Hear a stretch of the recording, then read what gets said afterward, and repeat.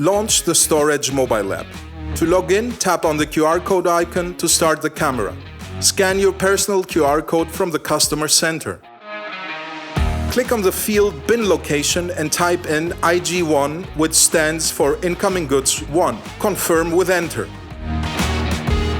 The first line displays the total number of handling units currently located at this location. The second line displays the total number of deliveries they are contained in. And the third line displays the number of active storage processes, currently 0. The actual data listed here should correspond to the handling units booked to this location in the previous chapter, 2 pallets that are contained in the same delivery. Tap on Handling Units to display details about all handling units located at bin location IG1.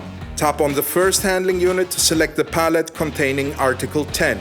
The screen Please Withdraw opens. In the first row, you'll find an ID number which is automatically generated every time a handling unit is moved in the warehouse from one location to another. The second row displays the handling unit number, and the third row, called Source, displays the current location of the selected handling unit. Tap on Withdraw to signal to the app that you want to move this handling unit. The screen Please Move Inventory opens, showing the proposed destination location in the warehouse for the selected handling unit. The forklift driver loads a pallet on the forklift and transfers it to the proposed destination. Then, she stores the pallet at the proposed destination and taps on Store to confirm the process. Tap on Store. Returning to the handling unit screen, it now displays only one handling unit left to be transferred. The forklift driver returns to the incoming goods area to location IG1 to pick up the second handling unit. She repeats the process. Tap on the handling unit containing Article 11 to select it. The screen Please Withdraw opens, displaying information about the selected handling unit.